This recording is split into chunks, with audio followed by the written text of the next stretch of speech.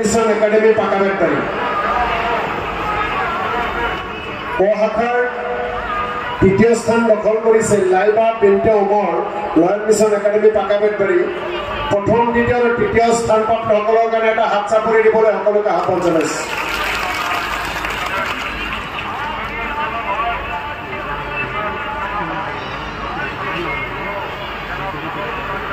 আমি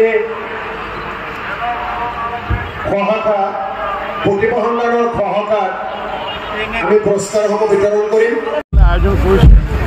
আচলতে মই অষ্টম বাৰ্ষিক এই উৎসৱত মই আহিছিলোঁ, গ্ৰন্থ উৎসৱত আহিছিলোঁ।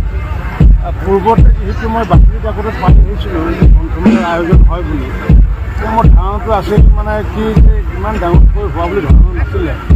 কিন্তু যোৱাবাৰ অষ্টম বাৰ্ষিকত মই আহি উপকৃত হৈছিলোঁ আৰু মানুহৰ গ্ৰন্থৰ প্ৰতি ধাউতি, কিন্তু আমাৰ কয়াকুছি একেবাৰে ভিতৰুৱা অঞ্চল যে এই অঞ্চলতো যোৱাবাৰ প্ৰায় ২৭ লাখৰ পৰা ৩০ লাখ টকাৰ গ্ৰন্থ বিক্ৰী হৈছিল। সেইটো আচলতে আমাৰ কাৰণে ভাল এটা আমি সকলোৱে জানো যে গ্ৰন্থই মানুহৰ নিসংগতা দূৰ কৰে। আজিকালি নিসংগতা দূৰ কৰাৰ কাৰণে মানুহে ফেচবুক, ইউটিউবকে আদি কৰি বিভিন্ন ধৰণৰ ছ'চিয়েল মাধ্যম ব্যৱহাৰ কৰি দিয়ে। তাত বিভিন্ন ছাত্ৰ ছাত্ৰীয়ে ফেচবুক ব্যৱহাৰ কৰাৰ ফলত বা ব্যৱহাৰ বিভিন্ন ছাত্ৰ ছাত্ৰীয়ে বিপথে পৰিচালিত হৈছে। বিশেষ ধৰণৰ গেম এটা এইবোৰত পোৱা যায়। কিন্তু তাৰে পৰিৱৰ্তে দেখোঁ যে গ্ৰন্থ যদি আমি দেখোঁ যে এই গ্ৰন্থ যদি পঢ়ে তেতিয়াহ'লে মানুহৰ নিসংগতা দূৰ হয় আৰু গ্ৰন্থ পঢ়াৰ লগে লগে বিভিন্ন ধৰণৰ বিভিন্ন জানিবলগীয়া পঢ়াৰ লগে লগে নিজৰ জীৱনৰ জ্ঞান বৃদ্ধি হয়। গতিকে এতিয়াও যদিও ডিজিটেল মাধ্যম আহিলে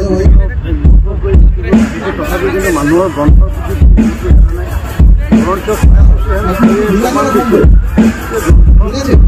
আঁকোৱালি লৈছোঁ। মই আশা ৰাখিছোঁ এই গ্ৰন্থখিনি আঁকোৱালি গ্ৰন্থৰ যিটো অসমীয়া ভাষাৰ সমস্যা আছে, অসমীয়া ভাষা যিহেতু আমি সকলোৱে বিভিন্ন জাতি ধৰ্মৰ মানুহে যিহেতু অসমীয়া ভাষা আমি ব্যৱহাৰ কৰোঁ আৰু এই অসমীয়া ভাষাটো যিহেতু ধ্ৰুপদী ভাষা হিচাপে স্বীকৃতি পাইছে, একেবাৰে পৌৰাণিক ভাষা, গতিকে সকলোৱে যি ইয়াক আঁকোৱালি লৈ পেলাই প্ৰকাশৰ মাধ্যম হিচাপে আৰু সুন্দৰ এই অসমীয়া ভাষাটোক আগন্তুক দিনত আগুৱাই নিয়াৰ ক্ষেত্ৰত গ্ৰন্থমেলাসমূহৰ নিৰ্দিষ্ট ওপৰত এটা ভূমিকা থাকে।